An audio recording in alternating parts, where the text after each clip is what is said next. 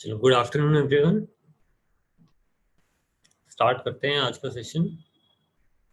Join कर लिया सबने? देखो, लास्ट वाले लेक्चर में हमने lowest representation of simple molecules and ions देखे थे कि लोएस्ट स्ट्रक्चर्स हम कैसे ड्रॉ करते हैं। तो ये जो लोएस्ट स्ट्रक्चर्स को ड्रॉ करने का जो हमारा ऑब्जेक्टिव है वो सिर्फ इतना रहता है ताकि हर एक एटम की ऑक्टेट कंप्लीट हो जाए। तो ऑक्टेट कंप्लीट करने के लिए जो हम लोएस्ट स्ट्रक्चर ड्रॉ करेंगे, सबसे पहला स्टेप जो हम फॉलो करेंगे that is the total number of valence electrons हमें पता होने चाहिए। तो total number of valence electrons count करने तो बहुत ज़्यादा आसान रहते हैं।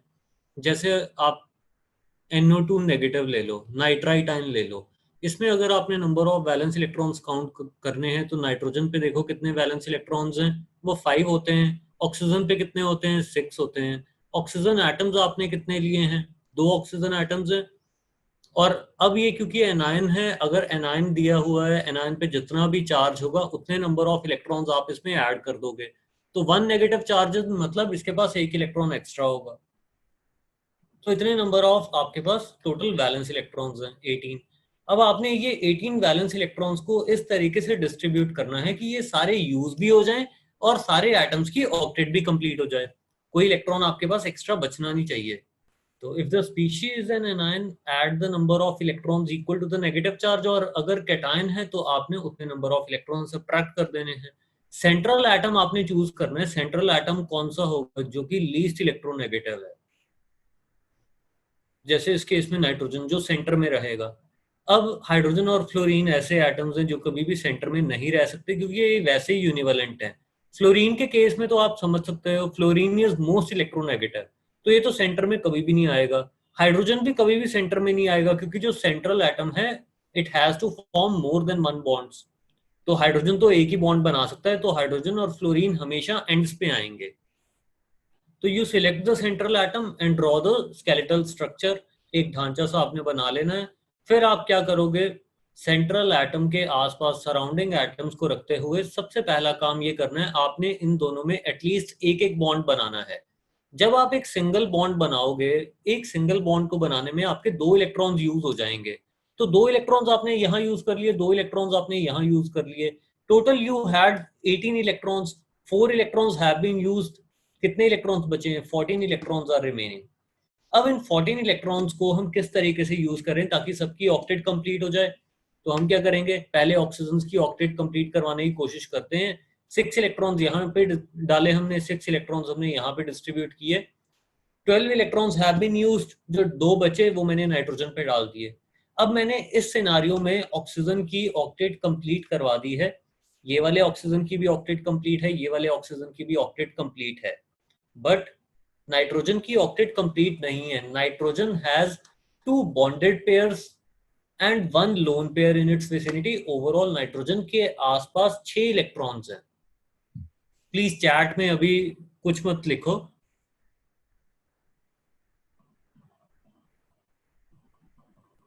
अभी सिर्फ सुन लो। तो 14 इलेक्ट्रॉन्स को हमने किस तरीके से डिस्ट्रीब्यूट किया? आपके पास टोटल 18 इलेक्ट्रॉन्स थे। आपने एक बॉन्ड नाइट्रोजन के साथ बनाया ऑक्सीजन का और एक और बॉन्ड बनाया, तो 2 इलेक्ट्रॉन्स यहाँ पे यूज हो गए, 2 इलेक्ट्रॉन्स यहाँ पे यूज हो गए। 18 से आप किस पे आ गए? 14 पे आ गए। अब ऑक्सीजन की ऑक्टेट कंप्लीट करवाने के लिए आपने 6 इलेक्ट्रॉन्स और यहाँ पे डिस्ट्रीब्यूट कर दिए। ऑक्सीजन के पास 2 बॉन्डेड इलेक्ट्रॉन्स हो गए, 6 नॉन बॉन्डेड हो गए। ऑक्सीजन की ऑक्टेट कंप्लीट। 14 से अब 6 आपने निकाल दिए, कितने बचे हैं? 8 इलेक्ट्रॉन्स। अब 8 में से 6 मैं फिर यूज कर लेता हूँ। इस ऑक्सीजन की भी ऑक्टेट कंप्लीट है, इस ऑक्सीजन की भी ऑक्टेट कंप्लीट है। बचे कितने मेरे पास? 2 इलेक्ट्रॉन्स बचे हैं। वो 2 इलेक्ट्रॉन्स मैंने नाइट्रोजन पे डाल दिए। अब आप ये देखिए, क्या नाइट्रोजन की ऑक्टेट कंप्लीट हो रही है? बिल्कुल भी नहीं हो रही। आपके पास 2 बॉन्डेड पेयर हैं, मतलब 2 इलेक्ट्रॉन्स इस बॉन्ड में हो जाएंगे, 2 इलेक्ट्रॉन्स इस बॉन्ड में हो जाएंगे, और 2 नॉन बॉन्डेड पड़े हैं। तो नाइट्रोजन के पास तो सिर्फ 6 इलेक्ट्रॉन्स ही है ना। तो नाइट्रोजन की ऑक्टेट कंप्लीट नहीं हुई है, तो दिस मींस आपने जो इलेक्ट्रॉन डेंसिटी की डिस्ट्रीब्यूशन की है, जो इलेक्ट्रॉन पेयर्स की डिस्ट्रीब्यूशन की है, वो गलत की है। तो अब आप क्या करोगे? जो आपने ऑक्सीजन पे 2 इलेक्ट्रॉन्स जैसे नॉन बॉन्डेड पेयर डाला था, उसको आप बॉन्डेड स्टेट में कन्वर्ट कर दो।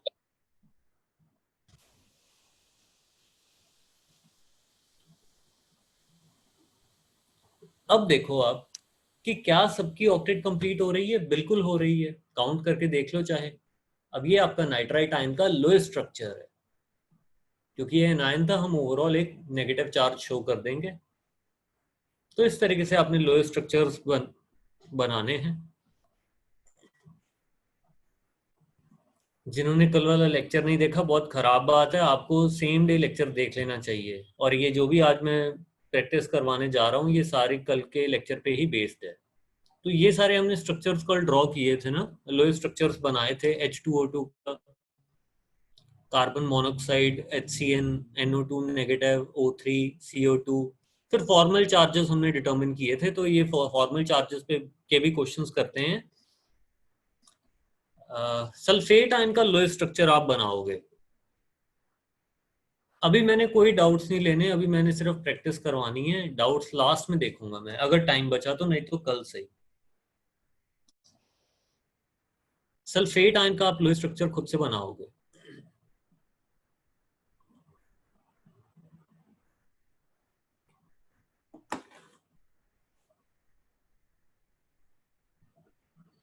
मैं आपको 2 मिनट दे रहा हूँ, कॉपी पेन लेके बैठे होके।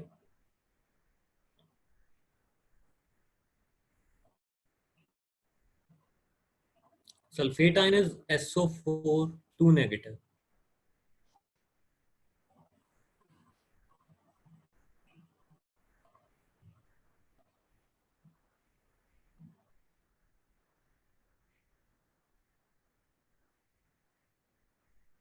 लेक्चर 4 बजे खत्म हो जाएगा, जो ये प्रैक्टिस सेशन है। अच्छा, सल्फेट आयन के आप सबसे पहले वैलेंस इलेक्ट्रॉन्स कैसे काउंट करोगे? सल्फर पे कितने वैलेंस इलेक्ट्रॉन्स होते हैं? 6 होते हैं। ऑक्सीजन पे कितने होते हैं?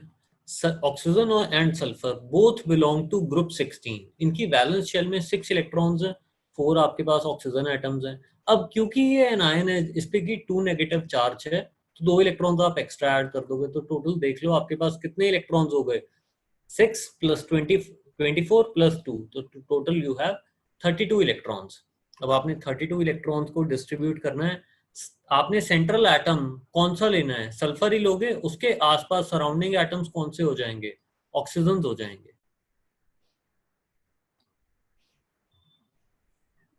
तो सेंट्रल एटम हमने प्लेस कर दिया, सराउंडिंग एटम्स प्लेस कर दिए, सब में अब क्या करें? एटलीस्ट एक एक सिंगल बॉन्ड तो बना दें पहले। How many electrons have been used? 32 हमने लिए, 8 हमने निकाल दिए, 24 बचे हैं। अब 24 इलेक्ट्रॉन से सबकी ऑक्टेट कंप्लीट करवाने की कोशिश करते हैं। 1 2 3 4 5 6। इस ऑक्सीजन की ऑक्टेट कंप्लीट हो गई है, देख लो। सिमिलरली 6 इलेक्ट्रॉन्स आप इस पे डाल दो। सिमिलरली 6 इलेक्ट्रॉन्स आप इस पे डाल दो। 6 इलेक्ट्रॉन्स आप इस पे डाल दो। तो जो 24 इलेक्ट्रॉन्स आपके बचे थे, 6 6 इलेक्ट्रॉन आपने हर ऑक्सीजन को दे दिए। सारे ऑक्सीजन की ऑक्टेट कंप्लीट है। आप देखो सल्फर की भी ऑक्टेट कंप्लीट है। तो ये लोएस्ट स्ट्रक्चर आ जाएगा for sulphate ion. Lowest structure और एक्चुअल स्ट्रक्चर में फर्क होता है, ठीक है? लोएस्ट स्ट्रक्चर किस पे बेस्ड है? ऑक्टेट रूल पे बेस्ड है। लोएस्ट स्ट्रक्चर जो बेस्ड हैं वो ऑक्टेट रूल पे बेस्ड हैं। ऑक्टेट रूल हर जगह ट्रू नहीं है। सल्फर जो होता है वो अपनी ऑक्टेट एक्सपैंड कर लेता है। इसका जो एक्चुअल में स्ट्रक्चर आता है सल्फेट आयन का, ये वैसे आपको प्रॉपरली वैलेंस बॉन्ड थ्योरी में जाके पता लगेगा, ये होता है। ये शायद मैं बता भी चुका हूँ या नेक्स्ट लेक्चर में बताना है, कि सेकंड पीरियड एलिमेंट्स ऐसे होते हैं जो अपनी ऑक्टेट कंप्लीट करना चाहते हैं। Third fourth fifth period elements तो अपनी ऑक्टेट एक्सपैंड भी कर लेते हैं।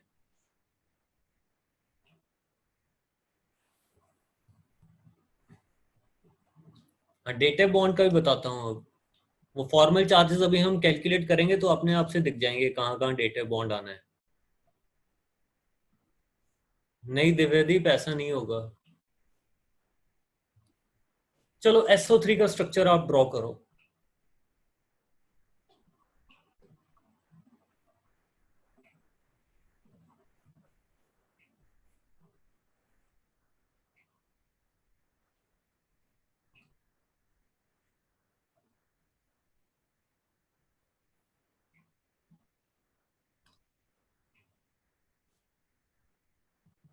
अगर आप लीनियर स्ट्रक्चर ड्रॉ करोगे तो वैसे तो आपके जो ऑक्टेट कंप्लीट ही नहीं हो पाएगी सबकी, या वैसे वो स्ट्रक्चर स्टेबल ही नहीं रहता। वो भी हम आगे जाके देखेंगे कि ओ सिंगल बॉन्ड वो बहुत वीक होता है। नहीं, कोऑर्डिनेट बॉन्ड सिर्फ नोबल गैसेस नहीं फॉर्म करते। आप अपनी तरफ से कोई इंफरेंस मत ड्रॉ करो, जितना मैं बता रहा हूँ ना बस उतना सीखो। अपना अननेसेसरी दिमाग मत लगाओ अभी। आगे जाके सब करना है हमने, वैलेंस बॉन्ड थ्योरी वगैरह। ये ऑक्टेट रूल ही थोड़ा ना सारी दुनिया कवर कर देगा आपके लिए। SO3 का स्ट्रक्चर ड्रॉ करो चलो।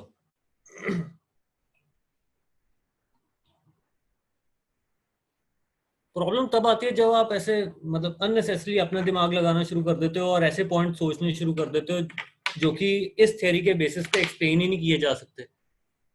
अच्छा, SO3 का स्ट्रक्चर देखो कैसे ड्रॉ करोगे। वैलेंस इलेक्ट्रॉन्स आप काउंट करो। वैलेंस इलेक्ट्रॉन्स उसमें कितने होंगे?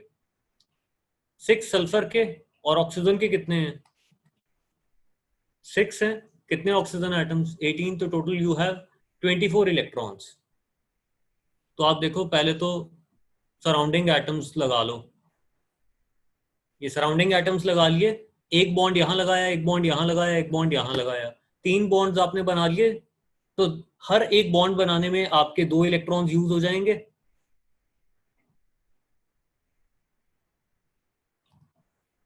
आपके पास कितने इलेक्ट्रॉन्स बचेंगे? 18 विल बी लेफ्ट। अब इन 18 इलेक्ट्रॉन से आप क्या करोगे? ऑक्टेट कंप्लीट करवाने की कोशिश करोगे सबकी।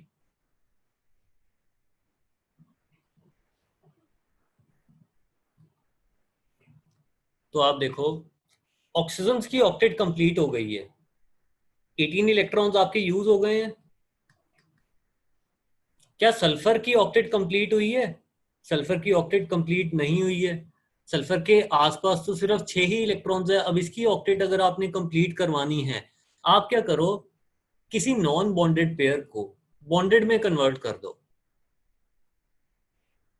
मैंने 2 इलेक्ट्रॉन्स यहां से हटा के यहां डाल दिए। अब आप चेक करो ये जो लोएस्ट स्ट्रक्चर बनाया है, इसमें सबकी ऑक्टेट कंप्लीट हो रही है या नहीं हो रही? हो रही है। तो ये आपका लोएस्ट स्ट्रक्चर ऑफ SO3 आ जाएगा। अब ऐसे करो, फॉर्मल चार्जेस कैलकुलेट करो आप इन सारे एटम्स पे। मैं नंबर कर रहा हूं।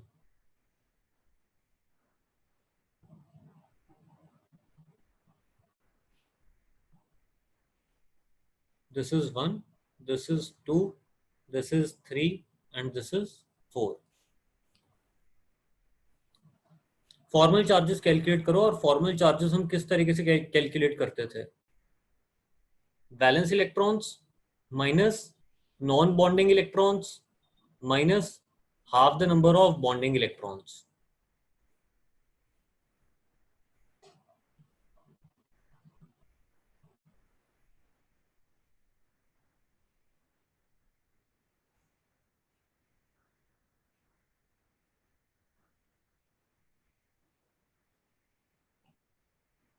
सल्फर पे कितना आया फॉर्मल चार्ज? 2 आया है। जो ये सेकंड वाला ऑक्सीजन है इस पे चार्ज कितना आया है? जो फॉर्मल चार्जेस आएंगे वो ये आएंगे। इस पे मैं रेड रेड पेन से लिख रहा हूँ। सल्फर पे आएगा +2, इस पे आएगा -1, इस पे आएगा -1 और इस पे आएगा 0। यही आए हैं सबके।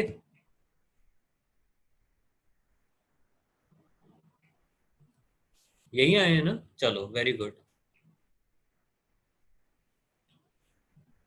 अब इस स्ट्रक्चर को मैं थोड़ा इस तरीके से लिख देता हूँ।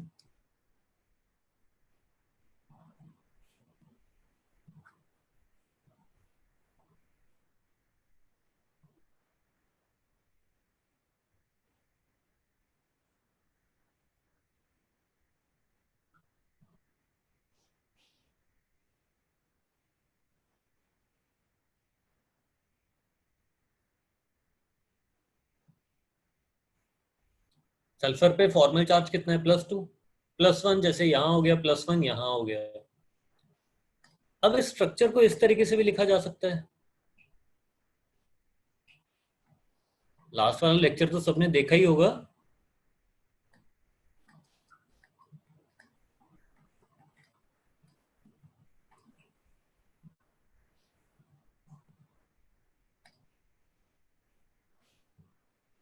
आप एक डेटिव बॉन्ड को रिप्लेस कर सकते हो by single covalent bond by giving formal charges +1 to the donor atom -1 to the acceptor atom. यही किया है मैंने। हाउ यार, अगर +2 फॉर्मल चार्ज जैसे इस पे है तो कैसे आएगा? इस डेटिव बॉन्ड को अगर मैं सिंगल कोवेलेंट, आप इस स्ट्रक्चर से ये बना सकते हो, आएगा या नहीं आएगा ये? इस डेटिव बॉन्ड को जब आप सिंगल बॉन्ड से रिप्लेस करोगे, +1 फॉर्मल चार्ज सल्फर पे डालोगे, -1 फॉर्मल चार्ज ऑक्सीजन पे डालोगे। सिमिलरली इस डेटिव बॉन्ड को भी जब आप सिंगल बॉन्ड से रिप्लेस करोगे, +1 फॉर्मल चार्ज यहाँ डालोगे, -1 यहाँ डालोगे, तो सेम ही चीज तो हुई है।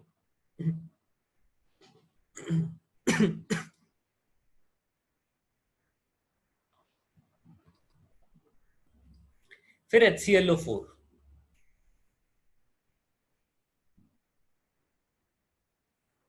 एक तो जो 10th में किया था ना, उसको तो कचरे के डिब्बे में डालो सबसे पहले। पता नहीं क्या क्या करके आए हो यार 10th में। जो मैं बता रहा हूँ वो आप समझो सिर्फ।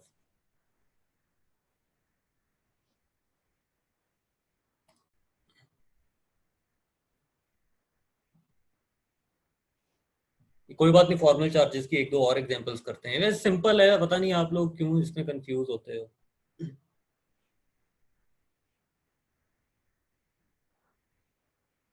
हाँ, चार्ज डाल दो। हाँ, ओवरऑल 2 नेगेटिव चार्ज आएगा ये सल्फेट के स्ट्रक्चर में यहाँ पे। HClO4 का स्ट्रक्चर ड्रॉ करो।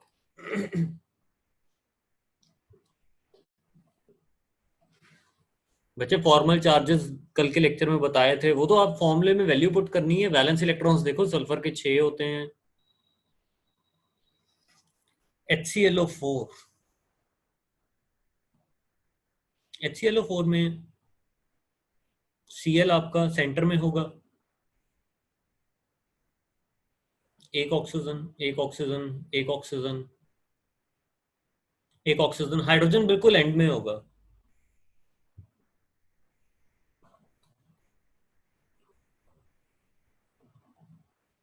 Total number of valence electrons आप बताइए इसमें कितने आए हैं।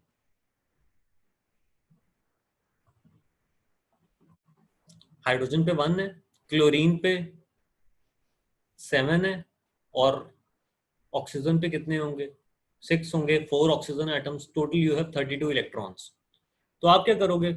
सबको सबसे पहले एक एक बॉन्ड से तो जोड़ोगे। तो कितने बॉन्ड्स आपने बना लिए हैं? यू हैव मेड 1 2 3 4 5, 5 बॉन्ड आपने बनाए हैं, तो 10 electrons have been used. Remaining कितने हैं? 22 इलेक्ट्रॉन्स आर रिमेनिंग। Cl थोड़ा ना सबसे ज्यादा इलेक्ट्रोनेगेटिव है, ऑक्सीजन सबसे ज्यादा इलेक्ट्रोनेगेटिव। ऑक्सीजन Cl से ज्यादा इलेक्ट्रोनेगेटिव नहीं होता, ये तो हमने डिस्कस किया हुआ है। फ्लोरीन सबसे ज्यादा इलेक्ट्रोनेगेटिव, फिर उसके बाद ऑक्सीजन आता है, फिर नाइट्रोजन एंड क्लोरीन। अब देखिए, 10 इलेक्ट्रॉन्स आपने यूज कर लिए, 22 अभी आपके पास बचे हैं, तो 22 इलेक्ट्रॉन से हम ऑक्टेट कंप्लीट करवाते हैं। ऑक्सीजन की करवाएं, 6 यहां यूज कर लिए, 6 यहां यूज कर लिए, 6 यहां यूज कर लिए, 18 यूज कर लिए, और यहां पे भी यूज कर लिए 4। सारे के सारे इलेक्ट्रॉन्स यूज हो गए हैं। अब ऑक्टेट क्या सबकी कंप्लीट है? हाइड्रोजन की ड्यूप्लेट कंप्लीट है, ऑक्सीजन की ऑक्टेट कंप्लीट है, Cl की भी ऑक्टेट कंप्लीट है। ठीक है, अब आप इसमें फॉर्मल चार्जेस डिटरमिन कीजिए। ये लो स्ट्रक्चर है ना, आप इसमें फॉर्मल चार्जेस डिटरमिन कीजिए क्या क्या आए हैं।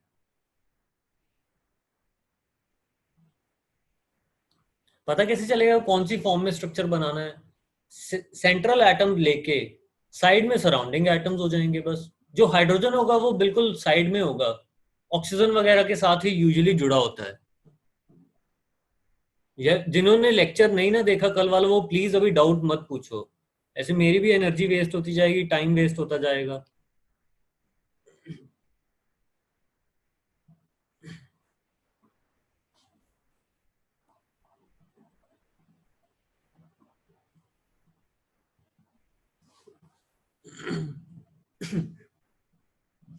रूपांशी अभी इस एग्जाम्पल से क्लियर हो जाएगा।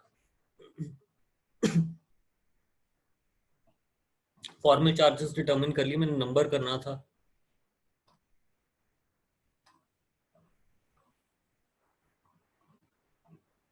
वन, इसको 2 दे देते हैं, इसको 3 दे देते हैं, इसको 4 दे देते हैं, 5 और 6।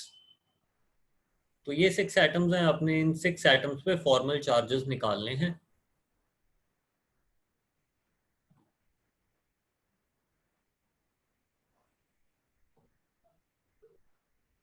तो कितने कितने आए हैं देखिए, इस ऑक्सीजन पे 0 आया होगा, हाइड्रोजन पे 0 आया होगा, इस क्लोरीन पे +3 आया होगा, और इस ऑक्सीजन पे -1, इस ऑक्सीजन पे -1 आया होगा, और इस ऑक्सीजन पे भी -1 आया होगा। ग्रीन में लिखे हैं मैंने फॉर्मल चार्जेस।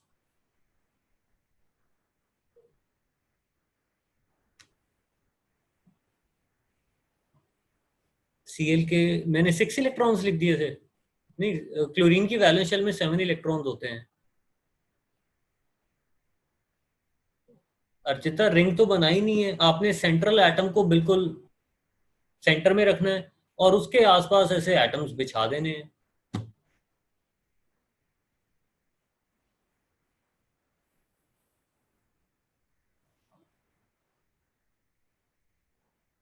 केशव, ये अपने आप विद प्रैक्टिस आपको आ जाएगा। कुछ चीजें सिखाने की कोशिश कर रहा हूँ, वो सीखो, ऐसे ज्यादा कंफ्यूज मत हो। आप भी फॉर्मल चार्जेस ऐसे थोड़े टाइम बाद देख के डायरेक्टली बता पाओगे, कोई ज्यादा मुश्किल चीज नहीं है ये। CO2 का लीनियर बनाया था, अब CO2 में कार्बन के आसपास 2 ही तो एटम्स थे। आप SO3 का अच्छा स्ट्रक्चर, मैंने, आप ये कह रहे हो कि ऐसा क्यों बनाया है, ठीक, कोई इशू नहीं है, आप ऐसा बना दो। तो लोएस्ट स्ट्रक्चर आपको एक्चुअल में शेप थोड़ा ना बताता है। लोएस्ट स्ट्रक्चर तो बस आपको ये बताता है कि इलेक्ट्रॉन्स किस तरीके से डिस्ट्रीब्यूटेड होंगे ताकि सबकी ऑक्टेट कंप्लीट हो जाए। मैं फिर बोल रहा हूँ, लोएस्ट स्ट्रक्चर आपको ज्योमेट्री के बारे में बिल्कुल नहीं बताएगा। आप वाटर का अगर स्ट्रक्चर ड्रॉ करोगे लोएस्ट स्ट्रक्चर, तो वो कुछ ऐसा आएगा।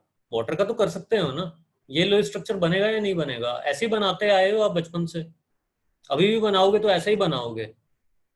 बट वेस्पर थ्योरी में जाके हम देखेंगे, जो कल क्या लेक्चर आएगा, या इनफैक्ट कल वाले लेक्चर में ये एग्जांपल नहीं कवर्ड होगी, उससे नेक्स्ट जो लेक्चर आएगा उसमें हम देखेंगे कि जो वाटर का स्ट्रक्चर रहता है दैट इज एक्चुअली बेंट, और वो क्यों आता है, तो वो सब फर्दर थ्योरीज में डिस्कस किया है।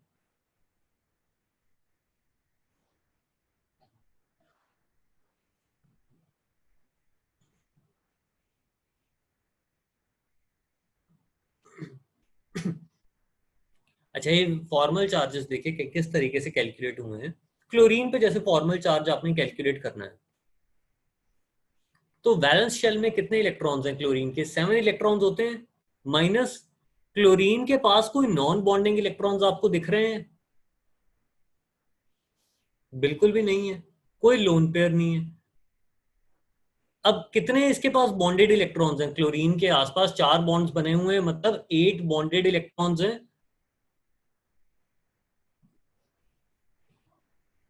तो 7 minus 4, formal charge on chlorine कितना आ गया? 3 आ गया। ऐसे ही आप ऑक्सीजन पे निकालो, वो आप कैलकुलेट कर लोगे और यही सब आएंगे जो मैंने लिखे हुए हैं। तो अब इस HClO4 के स्ट्रक्चर को अगर आपने मतलब डेटा बॉन्ड्स की फॉर्म में रिप्रेजेंट करना है, वो भी आप कर सकते हो। वो मैं नॉन बॉन्डेड इलेक्ट्रॉन्स शो नहीं कर रहा, वैसे मेरे को करने चाहिए।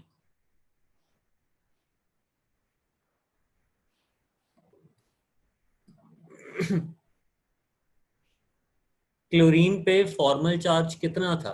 +3 था। वो +3 देखो किस तरीके से आया होगा। +1 इस बॉन्ड की वजह से आया होगा, +1 इस बॉन्ड की वजह से आया होगा, और +1 इस बॉन्ड की वजह से आया होगा। ऑक्सीजन पे कितना था? -1, -1 and -1। Now this structure can be replaced by this structure, कि जिसमें कि Cl इस वाले ऑक्सीजन के साथ डेटा बॉन्ड बना रहा है, इस ऑक्सीजन के साथ भी डेटा बॉन्ड बना रहा है, इस ऑक्सीजन के साथ भी डेटा बॉन्ड बना रहा है। यहाँ सिंगल नॉर्मल जो कोवेलेंट बॉन्ड है, ठीक है। आप उल्टा सोचो, इधर से इधर जाने की कोशिश करो। आप एक डेटिव बॉन्ड को रिप्लेस कर सकते हो या नहीं कर सकते बाय सिंगल कोवेलेंट बॉन्ड। जो डोनर एटम होता है उस पे +1 फॉर्मल चार्ज डालते हो, जो एक्सेप्टर होता है उस पे -1 डालते हो।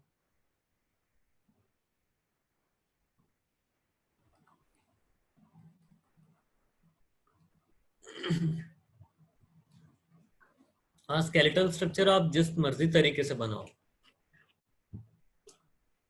ठीक है, 10th में जो स्ट्रक्चर सीखे थे भूल गए, बहुत अच्छी बात है, अभी जो मैं बता रहा हूँ वो जरूर सीख लो। नहीं, ये ऑक्सीडेशन स्टेट नहीं है, फॉर्मल चार्ज को ऑक्सीडेशन स्टेट के साथ कंफ्यूज मत करो।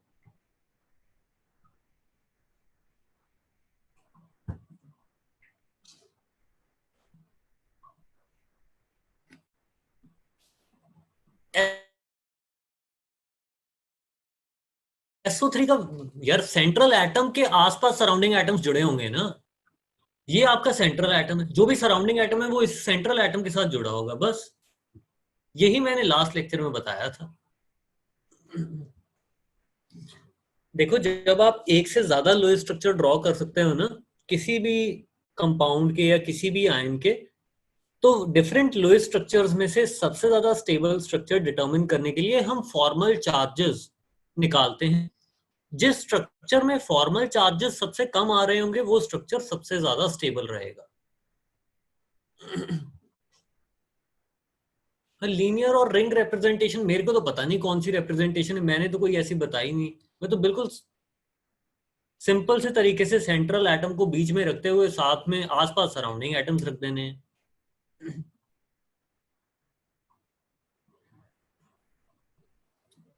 जो भी आपका हाइड्रोजन है ना, अगर ऑक्सीजन होगा, आप हाइड्रोजन को ऑक्सीजन के साथ ही अटैच करोगे। ये चीजें अपने आप धीरे धीरे आपको पता लग जाएंगी। एक्चुअल में ऐसा ही रहता है HClO4 का स्ट्रक्चर। अगर आप एक्चुअल स्ट्रक्चर देखोगे ना HClO4 का, भी वैलेंस बॉन्ड थ्योरी के बाद हम बनाएंगे, वो इस तरीके का होता है।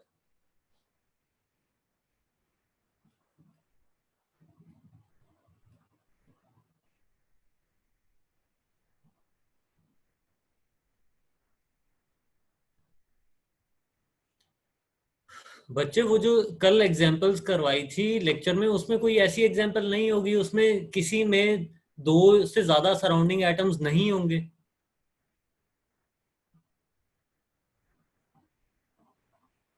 हाँ, लो स्ट्रक्चर में इलेक्ट्रॉन्स की डिस्ट्रीब्यूशन आप कैसे भी कर सकते हो। ये मैटर ही नहीं करता कि एलिमेंट के पास ओरिजिनली कितने इलेक्ट्रॉन्स थे। आपने total number of valence electrons count कर लेने हैं और उन वैलेंस इलेक्ट्रॉन्स को डाल देना है इस तरीके से, ताकि सबकी ऑक्टेट कंप्लीट हो जाए। कुछ बॉन्डेड पेयर्स बना दो, कुछ लोन पेयर्स बना दो। ओरिजिनली एटम के पास जितने मर्जी इलेक्ट्रॉन्स थे, वो उससे फिर कोई लेना देना नहीं है।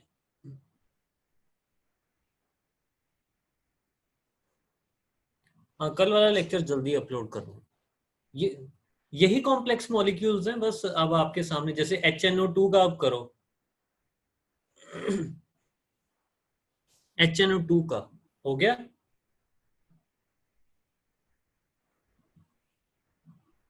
नहीं शैलेंद्र, ये भी मैं बोल रहा हूँ ना, अपनी तरफ से कोई इन्फरेंस मत ड्रॉ करो। जो स्टेटमेंट मैं आपको बोल रहा हूँ ना, जो भी मैं अपने मुख से वचन निकाल रहा हूँ, वो आपके लिए बिल्कुल सत्य वचन है। बस उतना ही ग्रहण करना है आपने, ना उससे ज्यादा ना उससे कम।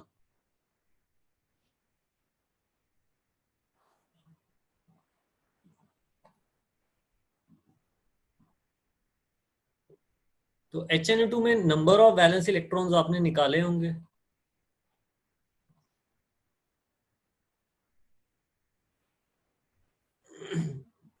CO2 का यार रिंग स्ट्रक्चर क्यों बनाओगे? ये कार्बन है, साइड में दो ऑक्सीजन है, बस। इसमें क्या रिंग, मैंने तो एक भी रिंग स्ट्रक्चर नहीं बनाया। वैलेंस इलेक्ट्रॉन्स इसके कितने आए हैं? 18 आए हैं। तो नाइट्रोजन आपका सेंट्रल एटम होगा, ऑक्सीजन हो नहीं सकता क्योंकि वो बहुत ज्यादा इलेक्ट्रोनेगेटिव है, हाइड्रोजन हो नहीं सकता। तो एक ऑक्सीजन ये रहा, एक ऑक्सीजन ये रहा। अब हाइड्रोजन यूजुअली ऑक्सीजन के साथ ही अटैच्ड होगा, अभी बताया मैंने आपको। तो ये कर लिया हमने, 18 इलेक्ट्रॉन्स को डिस्ट्रीब्यूट करना था, तीन बॉन्ड्स आपने बनाए हैं, 1 2 3। 6 electrons have been used, 12 electrons are remaining. अब इन 12 इलेक्ट्रॉन से आप ऑक्टेट कंप्लीट करवाना चाहते हो, दो इलेक्ट्रॉन्स आप यहां डालो, दो इलेक्ट्रॉन्स आप यहां डालो, सॉरी 4 इलेक्ट्रॉन्स आपने यहाँ डाले हैं, 4 इलेक्ट्रॉन्स यहाँ डाले हैं, इस ऑक्सीजन की ऑक्टेट अभी भी कंप्लीट नहीं ना हुई, तो 2 और दे दिए यहाँ। टोटल आपने 10 इलेक्ट्रॉन्स यूज किए हैं, 2 आर रिमेनिंग, देख लो काउंट करके। जिसका रिंग बन सकता है ना, आपको लगता है, मेरे को एक बार पर्सनली मैसेज कर देना, मैं बता दूंगा कि क्या गलती है उसमें। अभी जो 2 रिमेनिंग इलेक्ट्रॉन्स बचे हैं वो हम नाइट्रोजन पे डालते हैं। ऑक्टेट किस किस की कंप्लीट हो रही है?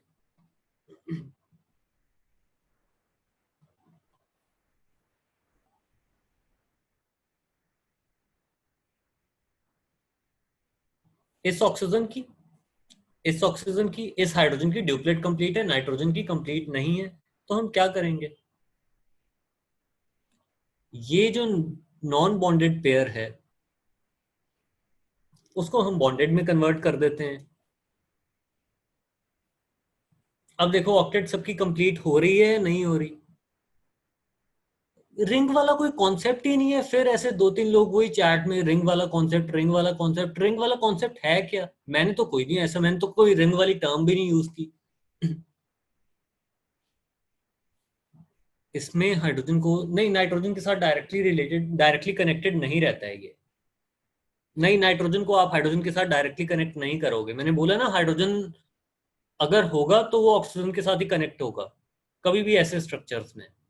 कुछ में होता भी है बट वो अभी के लिए उस परेशान नहीं होना उनको लेके।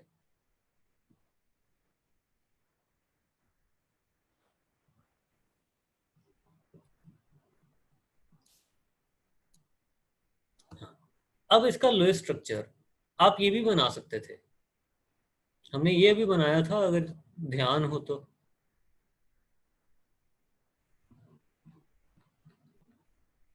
हमने इलेक्ट्रॉन्स की डिस्ट्रीब्यूशन इस तरीके से की थी।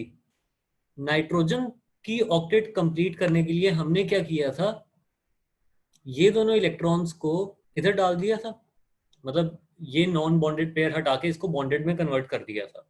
हम क्या कर सकते थे, ये भी तो कर सकते थे, ये नॉन बॉन्डेड पेयर जो ऑक्सीजन पे था उसको बॉन्डेड स्टेट में कन्वर्ट कर देते। ये भी लोएस्ट स्ट्रक्चर तो करेक्ट है, ऑक्टेट तो इसमें भी कंप्लीट हो रही है, स्ट्रक्चर ए में, स्ट्रक्चर बी में भी सबकी ऑक्टेट कंप्लीट है।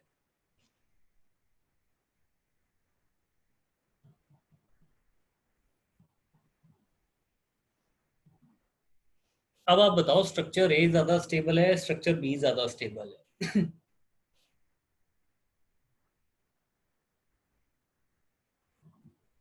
स्ट्रक्चर ए ज्यादा स्टेबल है, स्ट्रक्चर बी में क्या कमी है?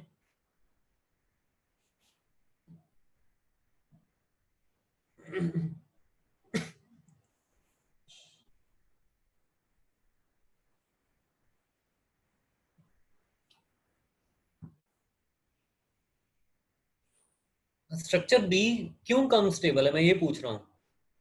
हाँ, फॉर्मल चार्जेस, अब फॉर्मल चार्जेस आप निकालो इसमें। तो मैं एटम्स को नंबर कर रहा हूँ आपके लिए। ये एटम नंबर 1 हो गया, ये 2 हो गया, ये 3 हो गया। पहले स्ट्रक्चर ए में आप डिटरमिन कीजिए formal charges on on all the 3 atoms जो मैंने नंबर किए हैं।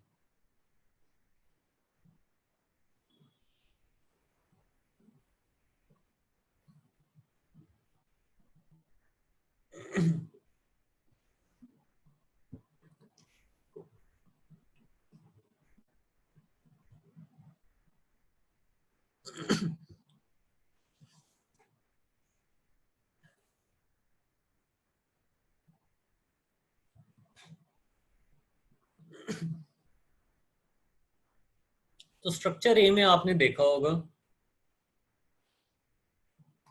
जो फॉर्मल चार्जेस आ रहे हैं वो सब पे 0 0 ही आ रहे हैं। इस पे भी 0 आ रहा होगा, मैं पेन चेंज कर लूं। इस पे भी 0 आ रहा होगा, इस पे भी 0 आ रहा होगा, और इस पे भी 0 आ रहा होगा। Very good.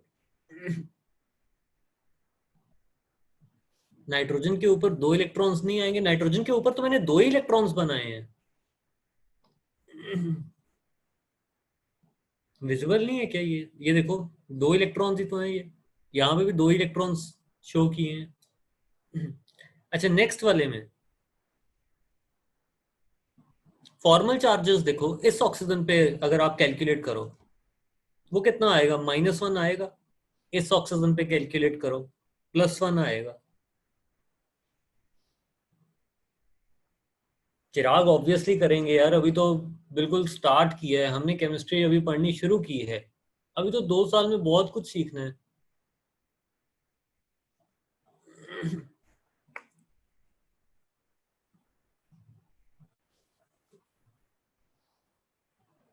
हाँ, lone pair and non bonded pair same होते हैं, मैंने डेफिनेशन भी तो लिखवाई थी।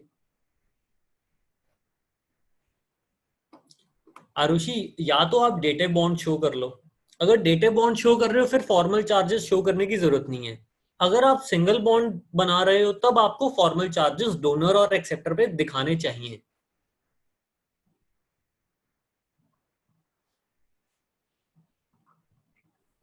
लोएस्ट स्ट्रक्चर हमें शेप के बारे में बिल्कुल भी नहीं बताता। अच्छा, बी में स्ट्रक्चर बी में सबके ये आ गए, सबके फॉर्मल चार्जेस आ गए हैं ना। ये ऑक्सीजन पे जो फर्स्ट वाला ऑक्सीजन है उस पे -1 आया होगा, जो सेंट्रल नाइट्रोजन है उस पे 0 आया होगा और इस पे +1 आया होगा। सबका आया ना, ठीक है। तो अब देखिए इन दोनों स्ट्रक्चर्स में ए और बी में कौन ज्यादा स्टेबल होगा, जिसमें फॉर्मल चार्जेस कम से कम आए। तो structure A will be more stable, structure B will be less stable. ठीक है। तो हम किसी एक कंपाउंड के एक से ज्यादा लोएस्ट स्ट्रक्चर्स भी बना सकते हैं, मतलब एक से ज्यादा लोएस्ट स्ट्रक्चर्स भी एग्जिस्ट कर सकते हैं किसी एक कंपाउंड के लिए। ए इज मोर स्टेबल, बिल्कुल ठीक है। अब HNO3 के लिए बनाइए।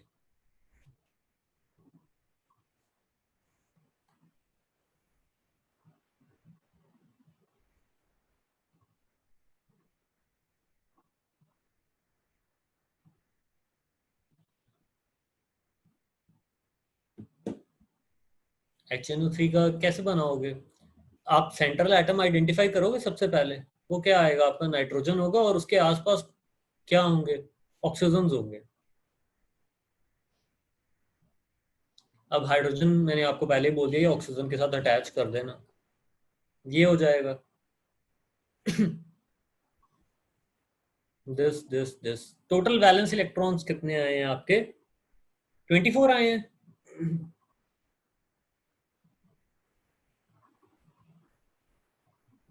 हम्म, तो सबसे पहले हम ऐसे स्केलेटन सा इसका बना लेंगे। स्केलेटल स्ट्रक्चर हमने बना लिया है, 1 2 3 4, 4 bonds have been formed, 8 electrons have been used, 16 बचे हैं। अब इन 16 इलेक्ट्रॉन से ऑक्टेट कंप्लीट करवानी है सबकी। इस ऑक्सीजन की करवा दो, इस ऑक्सीजन की करवा दो, 6 इलेक्ट्रॉन्स यूज हो गए, 10 बचे हैं। 6 इलेक्ट्रॉन्स और यूज कर लिए, इस ऑक्सीजन की भी ऑक्टेट कंप्लीट है। तो इस ऑक्सीजन पे डाल दो। क्या सबकी ऑक्टेट कंप्लीट हो गई है? नाइट्रोजन बेचारा गरीब बचा हुआ है अभी भी।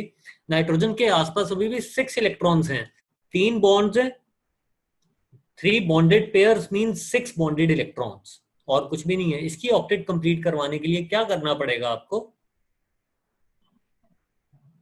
किसी भी एक नॉन बॉन्डेड पेयर को हम बॉन्डेड पेयर में कन्वर्ट कर देते हैं।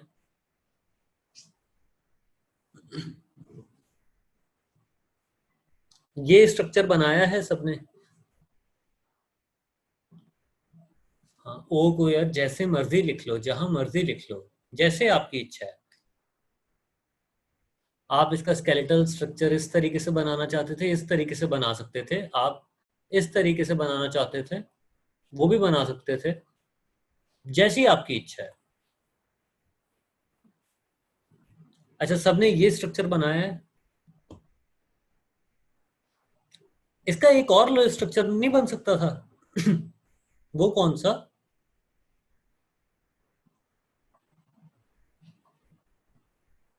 ऐसा भी बनाया होगा आपने। जिन्होंने नहीं बनाया वो खुद आराम से सेशन के बाद सोच सकते हैं।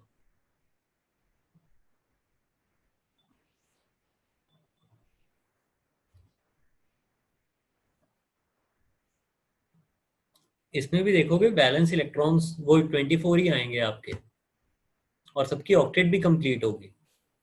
बट फिर भी यही HNO3 का स्ट्रक्चर ज्यादा अप्रोप्रिएट है, क्योंकि जब आप फॉर्मल चार्जेस कैलकुलेट करोगे दोनों स्ट्रक्चर्स में तो आप ऑब्जर्व करोगे इसमें फॉर्मल चार्जेस कम आएंगे।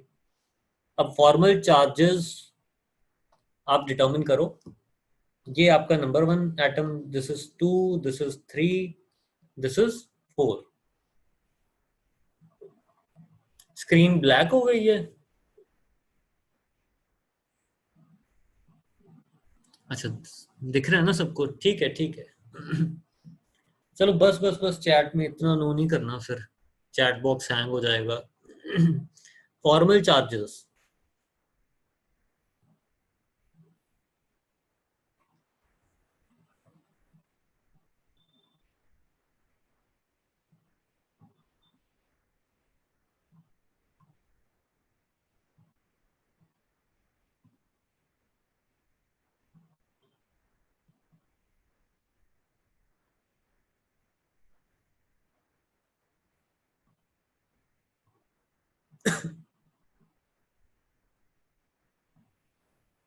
फॉर्मल चार्जेस डिटरमिन किए, तो इस ऑक्सीजन पे आपका आया होगा 0। ये मैं अलग ऑरेंज पेन से लिख रहा हूँ फॉर्मल चार्जेस। इस ऑक्सीजन पे भी आया होगा 0। इस ऑक्सीजन पे आया होगा -1, और इस ऑक्सीजन पे आया होगा +1।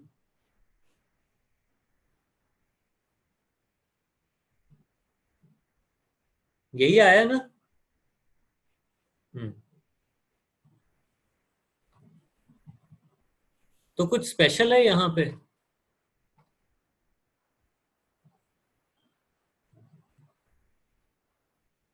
यहाँ पे क्या स्पेशल है?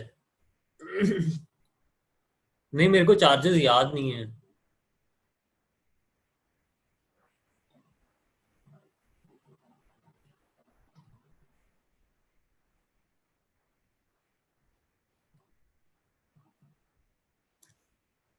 इस स्ट्रक्चर को मैं इस तरीके से भी शो कर सकता हूँ।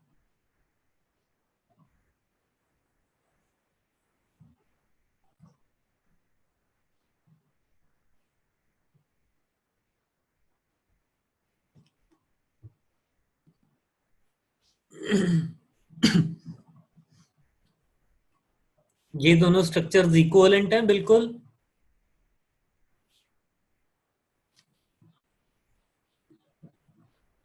ठीक है ना? आप इस डेटिव बॉन्ड को रिप्लेस कर सकते हो किससे? एक सिंगल कोवेलेंट बॉन्ड से, और फॉर्मल चार्ज डाल दोगे +1 on the donor atom. Nitrogen पे +1 फॉर्मल चार्ज आ गया अपने आप से, ऑक्सीजन पे -1 फॉर्मल चार्ज आ गया। अब तो नहीं इसमें कोई कंफ्यूजन?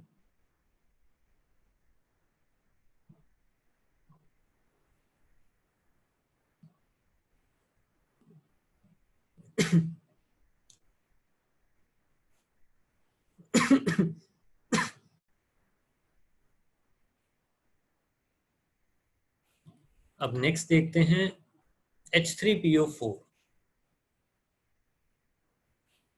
इसका जो स्ट्रक्चर बनेगा, अब जैसे फास्फोरस के आसपास पहले तो 4 ऑक्सीजन एटम्स लगा लो। हाइड्रोजन ना बिल्कुल एंड पे लगे होंगे।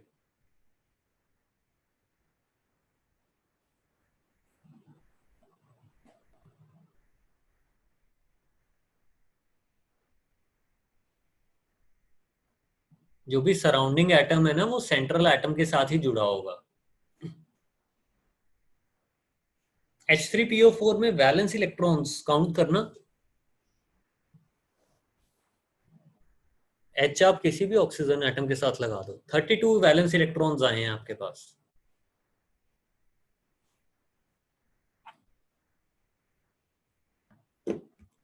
तो आपने कितने बॉन्ड्स बना लिए हैं यहाँ पे? 1 2 3 4 5 6 7।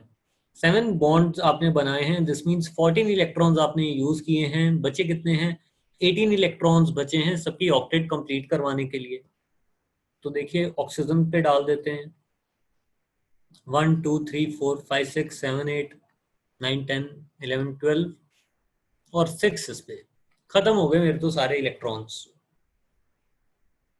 सबकी ऑक्टेट कंप्लीट है? कंप्लीट है, तो ये मेरा लोएस्ट स्ट्रक्चर है। हाइड्रोजन। हाँ हाँ, हाइड्रोजन आप ऊपर वाले ऑक्सीजन के साथ लगा दो, चाहे वो सेम ही बात है। रूपांशी बाद में पूछ रहे हैं, लास्ट में। फॉर्मल चार्ज कितने कितने आए हैं? फॉर्मल चार्जेस अगर आप कैलकुलेट करोगे, यहाँ पे 0 आएगा, यहाँ पे 0 आएगा, यहाँ पे 0 आएगा, यहाँ पे -1 आएगा, यहाँ पे +1 आएगा।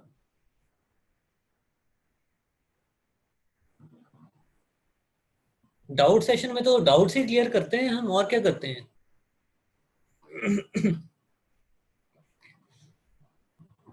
तो ये फॉर्मल चार्जेस आए हैं आपके, खुद आप कैलकुलेट करके देख लो, 2 मिनट दिए आपको।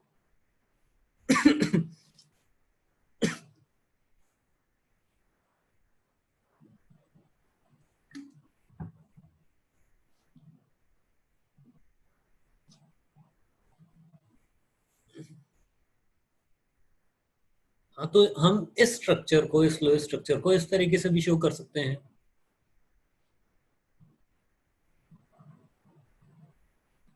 मैं फिर बोल रहा हूँ, ये लो स्ट्रक्चर्स हैं, एक्चुअल स्ट्रक्चर्स नहीं है।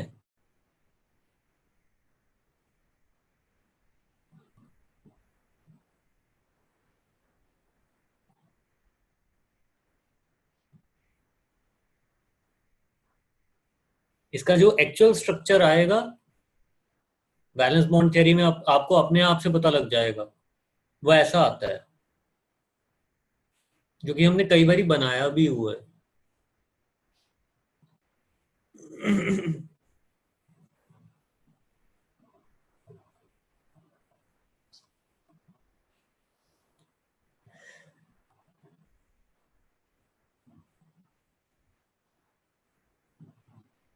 अस्मिता, ये जैसे स्ट्रक्चर है आपके पास, इस डेटिव बॉन्ड को हम रिप्लेस कर सकते हैं by a single covalent bond.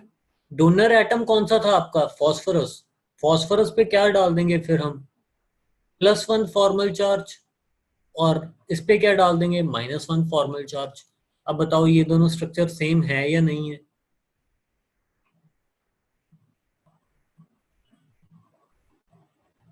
नहीं नहीं, कुछ नहीं, कोई इलेक्ट्रॉन लूज नहीं कर रहा, कोई इलेक्ट्रॉन गेन नहीं कर रहा, ये फॉर्मल चार्ज है, सिंपली हाइपोथेटिकल चार्ज होता है।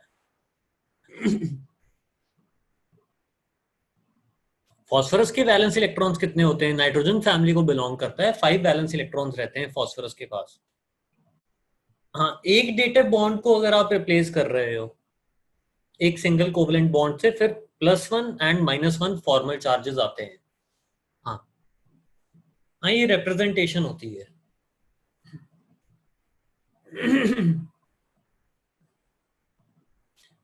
नीट में कोई भी चेंज, नीट के सिलेबस में कोई चेंज नहीं होने वाला।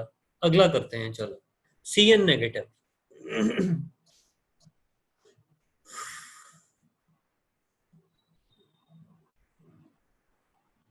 प्रणव, जैसे फॉर्मल चार्जेस आपके +3 नहीं आ रहा था क्लोरीन के केस में, HClO4 के केस में, तो उसमें हमने जैसे 3 बॉन्ड्स में वो +3 चार्ज को डिस्ट्रीब्यूट कर दिया।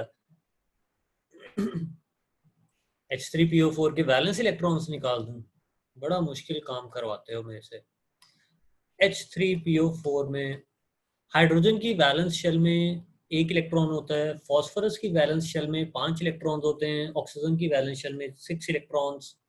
तो 3 + 5 + 24 कितने हो जाएंगे? 32।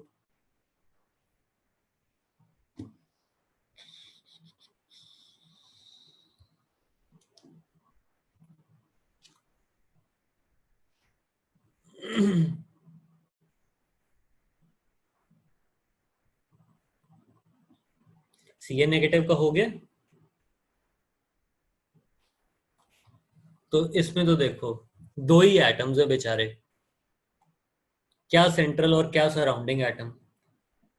वैलेंस इलेक्ट्रॉन्स आपने काउंट कर लिए होंगे, 14 वैलेंस इलेक्ट्रॉन्स आए होंगे। तो ऑक्टेट कंप्लीट करवाते हैं।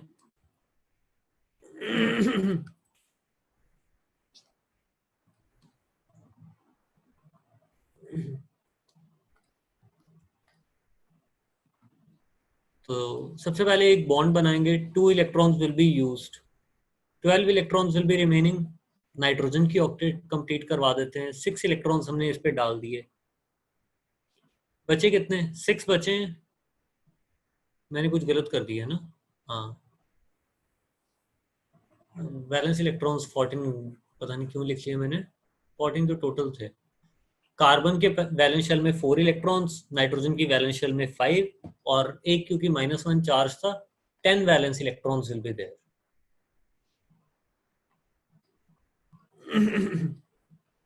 तो कार्बन और नाइट्रोजन में सबसे पहले एक बॉन्ड बनाएंगे, 2 इलेक्ट्रॉन्स वहां यूज करेंगे, रिमेनिंग इलेक्ट्रॉन्स विल बी 8।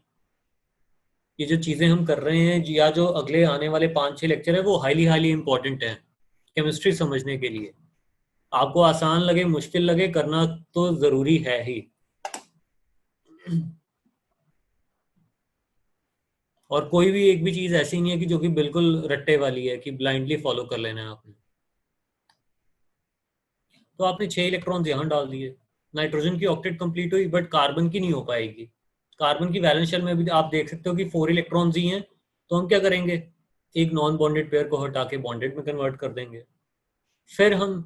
फिर भी नहीं ऑक्टेट कंप्लीट हो पाएगी कार्बन की, फिर ऐसे करेंगे। अब आप देखो सबकी ऑक्टेट कंप्लीट हो गई है, ये आपका साइनाइड आयन है, Cn negative ion.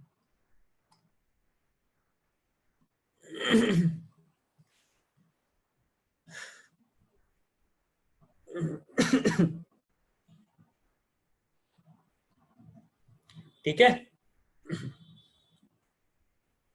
Nitrate ion,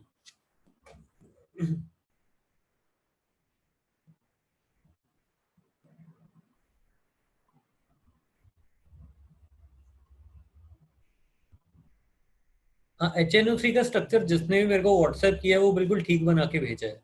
हाँ बिल्कुल, आप ऐसे भी बना सकते हो, लोएस्ट स्ट्रक्चर आपने बिल्कुल ठीक बनाया, मैं हमने भी बस ऐसे ही बनाया है। नाइट्रेट आयन हो गया, क्वाड्रपल बॉन्ड अभी जरूरत नहीं है उसकी, वो बहुत ही स्पेसिफिक केस है।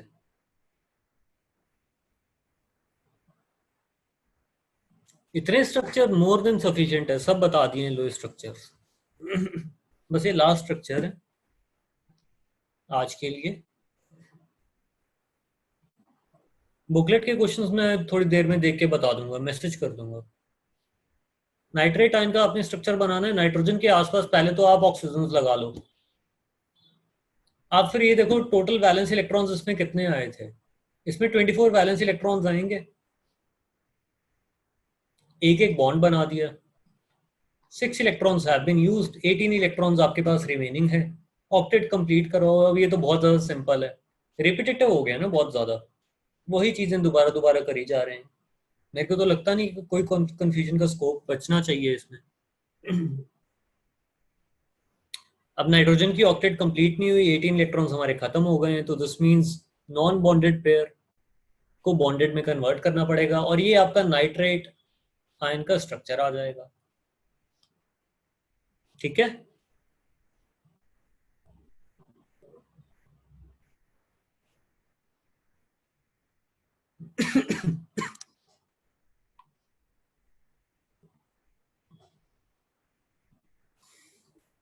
अच्छा, हाँ फॉर्मल चार्जेस आप निकाल लो, फिर डेटा बॉन्ड बना लेंगे।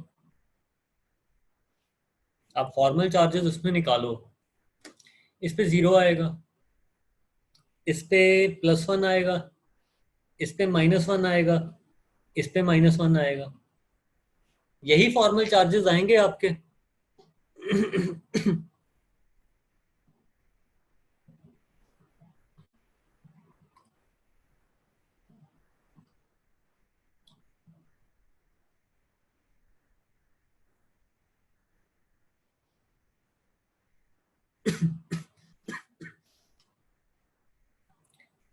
तो इस स्ट्रक्चर को हम इस तरीके से शो कर लेते हैं, ये बॉन्ड को डेटा बॉन्ड से रिप्रेजेंट कर दें और ये फॉर्मल चार्जेस फिर हटा देंगे। आप इस तरीके से चाहे शो कर लीजिए।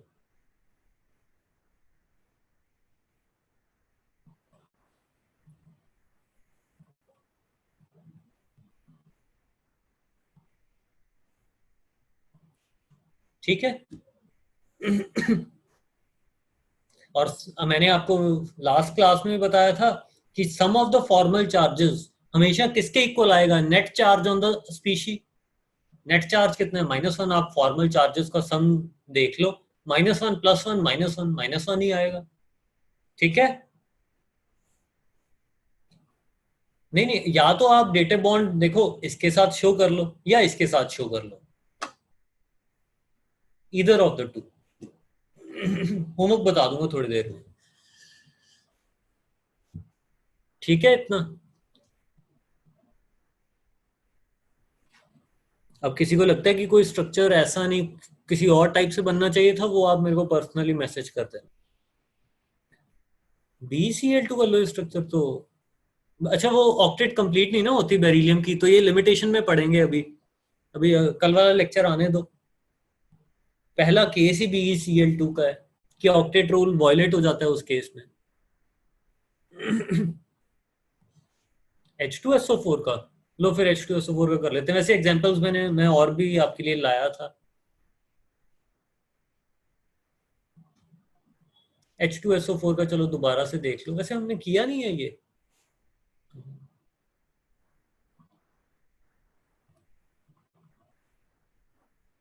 चलो H2SO4 का बनाते हैं।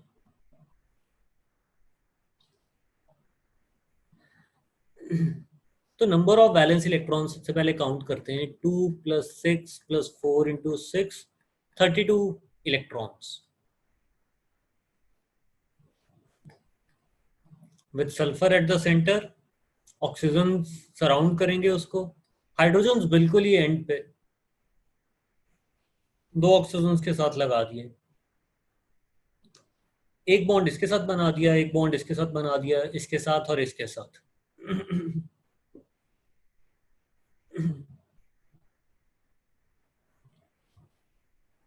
कितने इलेक्ट्रॉन्स आपने यूज कर लिए? 1 2 3 4, 12 इलेक्ट्रॉन्स यूज कर लिए, 20 रिमेनिंग है। तो आप 20 इलेक्ट्रॉन्स को डिस्ट्रीब्यूट कर दो।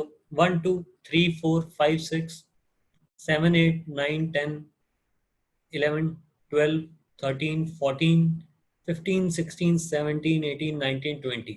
खत्म हो गए इलेक्ट्रॉन्स। सबकी ऑक्टेट कंप्लीट है। कंप्लीट है, बिल्कुल कंप्लीट है। फॉर्मल चार्जेस, फॉर्मल चार्जेस अगर आप डिटरमिन करोगे तो इस ऑक्सीजन पे आएगा -1, वो आप खुद से करके देखना। सल्फर पे आएगा +2, इस पे आएगा 0 0 एंड -1।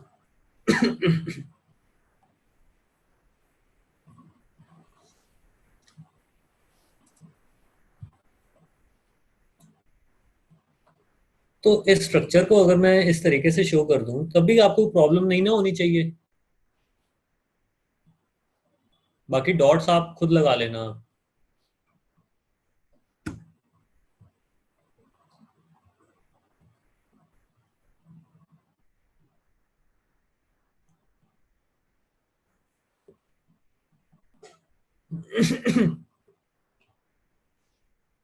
बच्चे ये लोएस्ट स्ट्रक्चर्स ड्रॉ कर रहे हैं, एक्चुअल स्ट्रक्चर में भी डिफरेंट, और इस केस में डिफरेंट आता है। लोएस्ट स्ट्रक्चर दिमाग में बिठा लो, ये सिर्फ ऑक्टेट रूल पे बेस्ड है।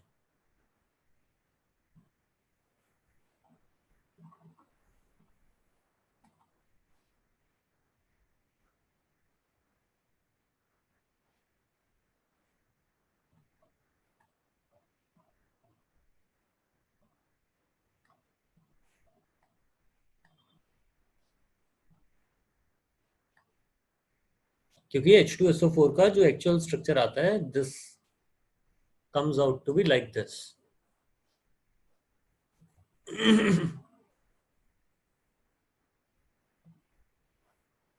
अच्छा, अब किसी को ये कंफ्यूजन है? बस लास्ट चीज बता रहा हूँ, फिर हम ओवर कर रहे हैं आज का सेशन, कि डेटा बॉन्ड एक के साथ ही क्यों शो किया है। देखो, अगर आप डेटा बॉन्ड इसके साथ शो कर रहे हो तो आपने ये फॉर्मल चार्जेस आपको हटाने पड़ेंगे। +1 आपने यूज कर लिया ना, -1 भी ये यूज कर लिया, और ये कोवलेंट बॉन्ड को रिप्लेस कर दिया आपने डेटा बॉन्ड से, तो इस पे फॉर्मल चार्ज -1 रह जाएगा। या आप क्या कर सकते थे, अगर इसके साथ करना चाहते थे ऐसा, तो डेटा बॉन्ड यहाँ पे आ जाता और ये नॉर्मल जो आपका कोवलेंट बॉन्ड था एज इट इज रह जाता।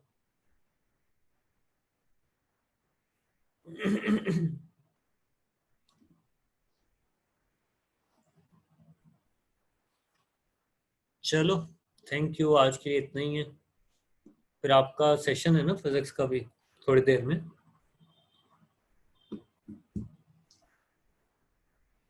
डबल डेटेड बॉन्ड नहीं बन सकता ना, मतलब एक ही एटम के साथ नहीं होता। चलो, थैंक यू।